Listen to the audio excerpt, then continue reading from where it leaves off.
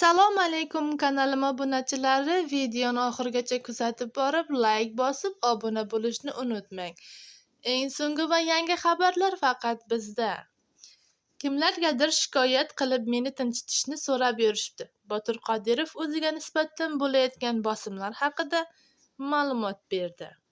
Xonanda Botir Qodirovning aytishicha, Jo'rayevlar bilan sud ishi boshlanganidan keyin unga nisbatan tashqi bosimlar kuchaygan.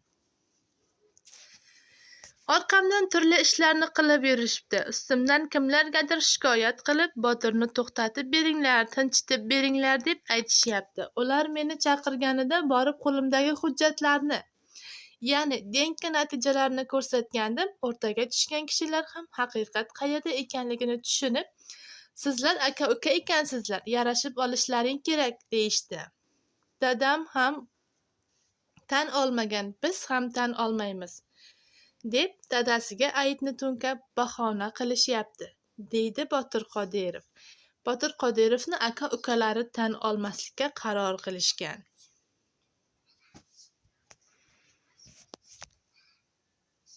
Sherali Jo'rayevning birinchi turmush o'rtog'i Xursanoy ayaning ma'lum qilishicha, u Shohjahon Jo'rayev bilan suhbatda Botir Qodirov bilan yarashib olishni aytgan, lekin ikki tomon ham bu mojarodan bir-birini ayblagan. Sudyalar Oliy Kengashi Botir Qodirov va Jo'rayevlar o'rtasidagi sud ishi yuzasidan bergan bayonotida ish bo'yicha taraflarni turli shakl va ko'rinishda bayonot berishdan tiyilishgan. Jurnalist va blogerlarni esa shaxsga oid ma'lumotlar hamda sud ishiga doir axborotlarni tarqatishdek nozik va xasis masalaga mas'uliyat bilan yondashishga chaqirilgan.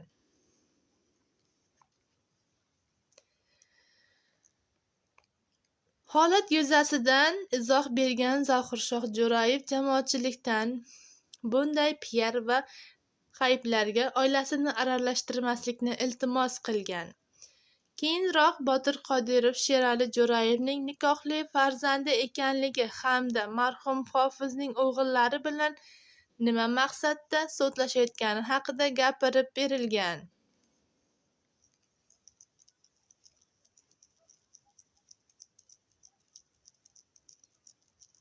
Sherali Jo'rayevning birinchi turmush o'rtog'i Xursanoy aya Botir Qodirov haqiqatan ham Sherali Jo'rayevning o'g'li ekanligini ta'kidlagan. Videomiz yoqqan bo'lsa, like bosib, obuna bo'lishni unutmang.